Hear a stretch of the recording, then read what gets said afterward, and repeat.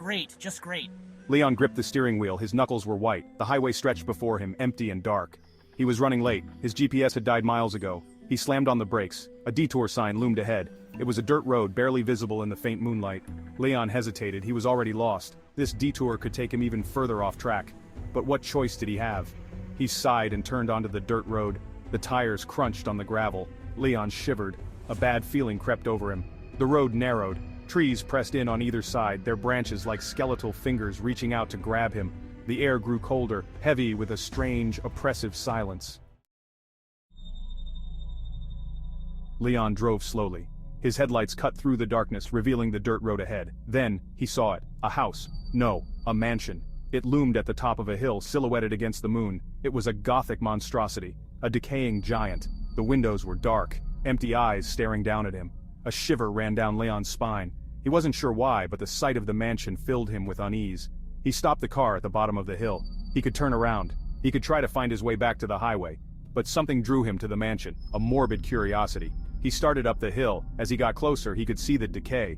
The paint was peeling, shutters hung at odd angles. The once grand house was now a crumbling ruin. Yet there was a strange beauty to its decay, a haunting elegance.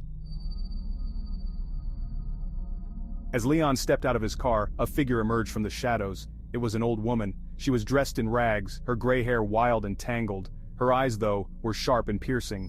Turn back, this place is cursed. Cursed? What are you talking about? The old woman stepped closer. This mansion, it hungers. It feeds on the lost and the curious. Turn back while you still can. Leon hesitated. The old woman's warning sent a chill down his spine.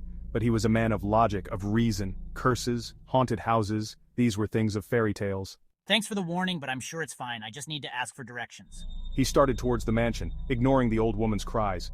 He could hear her muttering behind him, but he couldn't make out the words. He didn't want to hear them. He didn't want to believe.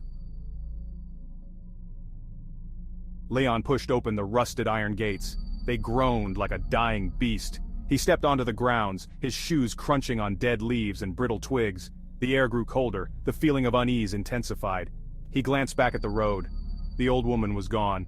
He was alone. He walked towards the front door, his footsteps echoing in the silence.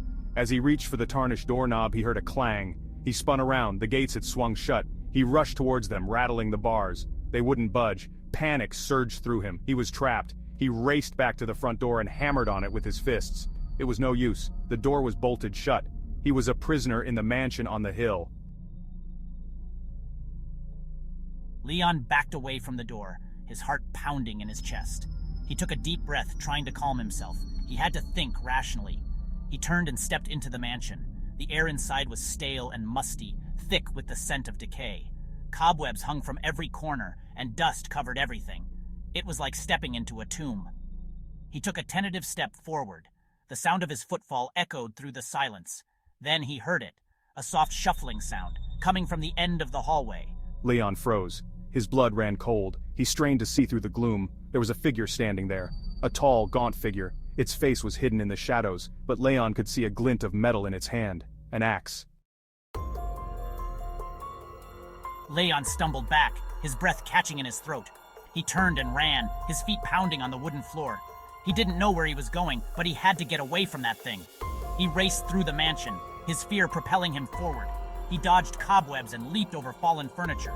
The shuffling sound followed him, relentless and terrifying. He burst into a room, slamming the door behind him. He fumbled with the latch, his hands shaking. He managed to get it bolted just as he heard the axe thud into the door. He leaned against the door, gasping for breath. He was trapped. But as his eyes darted around the room, he saw something. On a dusty table, next to a flickering oil lamp, lay a revolver. A glimmer of hope in the darkness. Leon snatched up the revolver. It was heavy and cold in his hand. He checked the cylinder. 6 bullets. It wasn't much, but it was something. He turned his attention to the room. It looked like a study. Books lined the walls, their titles barely visible in the dim light. In the corner, a television flickered. It was an old one, with a boxy shape and rabbit ears. Strange, he thought. There's no electricity here. He walked over to the television. It was playing a grainy videotape, a news report. The headline flashed across the screen, "Local teenager goes missing." Leon's blood ran cold. The missing teenager in the picture looked eerily familiar. He had the same sandy hair, the same nervous smile, and he was last seen on this road. Suddenly the axe crashed through the door. Splintered wood flew across the room. Leon raised the revolver, his finger on the trigger. The figure stepped into the room. He was tall and skeletal, his skin stretched taut over his bones. He wore a tattered suit and his eyes glowed with an eerie light. He raised the axe, a cruel smile spreading across his face.